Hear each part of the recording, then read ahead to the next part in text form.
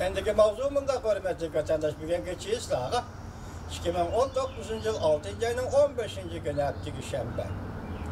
Beycan mavzumunda Amerika'nın Cumhuriyeti teröristlik vakalıdan baş kurgucu elçisi ciddi çakırtıp Amerika Devlet Meclisi'nin Şangang'a münasebetli kanun layihasına kayıta tilg'i elişini Cumhuriyet'in içki işleri kopallık bilen arlaşkanlık dep görsen. Mavzuda haber 6. ayının 14. günü Amerika avazdan Xitay dil programımız ilan kılındı. Haber bundan başlar.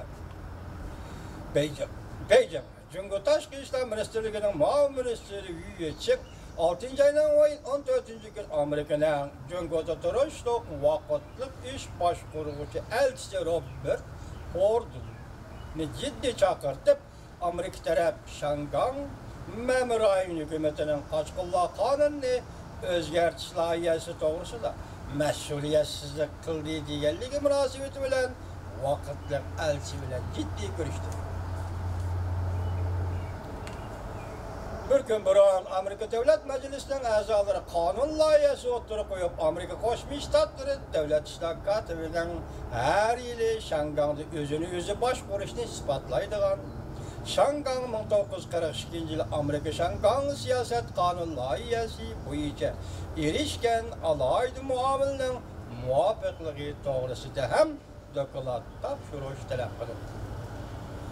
Cumhuriyet Taşkı İşler Ministerliği'nin doğru bir tartışılan haberlerine esaslanğanda üyeceğim bundak dedi. Şangang, Cumhur'un Şangang'ı. Şangang'ın işlerine kol, Cumhur'un işki işidir. Her kandak çet el güçlerinin kol çıkışına ruhsat kılınmaydı. Bu Mavi Taşkı İşler Ministeri Amerika tarafından eydekçilik kıldı. Şangang Memurayın hükümetinin kanun özgerisi objektif muamele kılış gerek. Memurayın hükümetinin normal kanun tüzüş tertiplerine hürmet kılıp Şangang'ın işlerine her xil şekilde aralışışına Amerika toksuz gerek. Mavi Minister mündak görsetti. Cumhuriyet taraf Amerika'nın hareketliği tedrici inkas kaytırışımız gerek dep karaydı. 2018 yıl 9. ayının 21.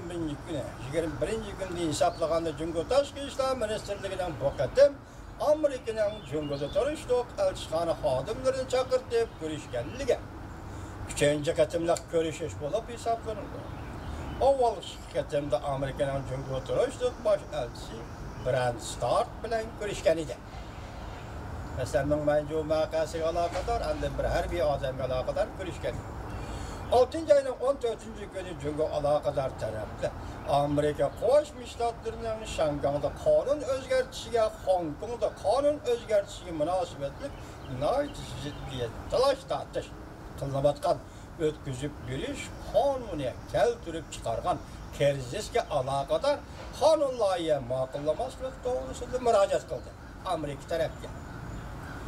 Beijing ta'kidlab bundoq dedi. Şangang alaylı memurayının işleri Cumhuriyet'in kol işki işleriga mansubdir. Her qanday devletin arilish huquqi yo'q. Şükürlük axborot e'lon qilish yig'inida Cumhuriyet Tashqi ishlar Ministerligining bayonotchisi Geng Shuang ta'kidlab bundoq dedi. Amerika Devlet Meclisi'nin Şangang'a aloqador qonun loyihasida qayta tilga olganligi Cumhuriyet'in ishki ishlariga qo'pollik bilan aralashganlikdir. Geng Shuang bundoq dedi. Şangang'da qalaymaqonchilik paydo qilishga urinish, Şangang'ning muqimligi